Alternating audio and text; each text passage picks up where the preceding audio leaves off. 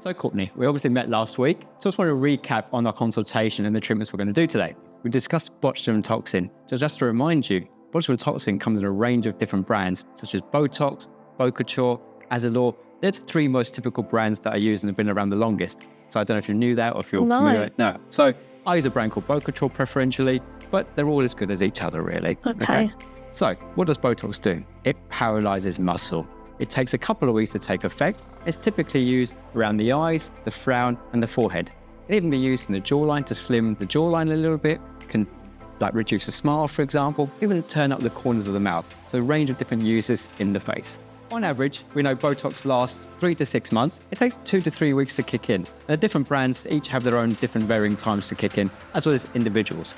So what we'll do today, we'll have the treatment and then we'll review in 2 to 3 weeks' time. And at the review, we can make any adjustments, add any extra in if we need to. The thing with Botox is everyone's different. We don't know how much you're going to need and what result we want to get with that. So some people want really minimal movement, some people want more of a natural movement, and we can adjust that all in 2 weeks' time. We'll start with a standard dose. It's easy to add more, but it's harder to take away. We can't reverse Botox, unfortunately. We then have to just wait its time to finish. In a moment, we're going to sign the consent forms. Now, it's something I sent you last week and hope you had a chance to read of it.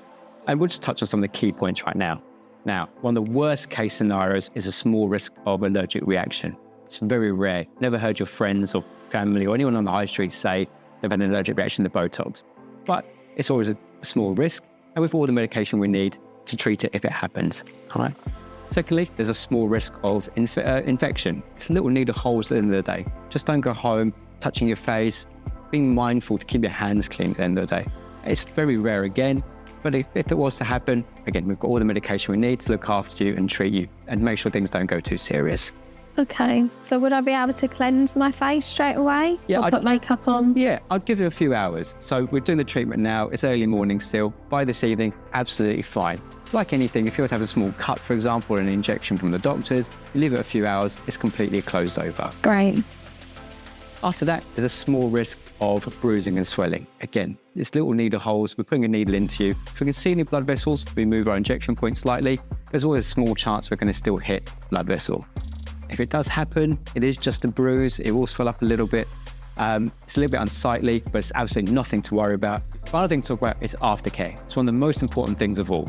So after today, just be mindful we've had the Botox, and I want to make sure that Botox stays exactly where we injected it. So nothing too strenuous for the rest of the day. No going to the gym, even housework, things like that. Just keep it a little bit minimal. Don't touch the area either. Because again, there's a small chance of moving the Botox around, but also risk of infection. Aftercare. Aftercare is really important. It's the things you need to do to make sure we get the perfect result, all right? So the Botox, I've injected it into very specific muscles. We don't want that Botox to move from where we put it. So after say nothing too strenuous for the rest of today. No going to the gym, even keep housework a little bit minimal. We discussed risk of infection, so no touching the area. Again, also though touching the area has that small risk of moving that Botox around. So no, nothing too strenuous, no touching. That's pretty much it.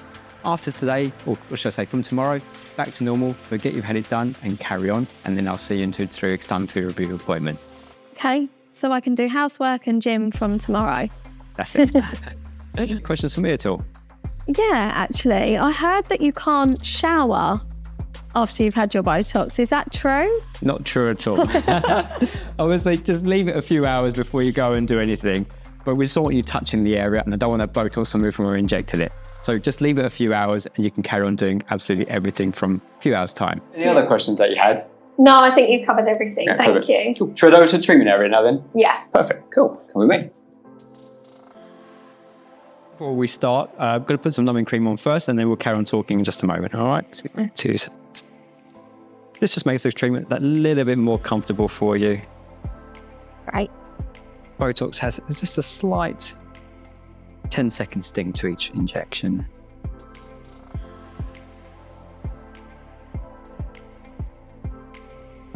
And obviously we're going to do around the eyes as well. Yeah.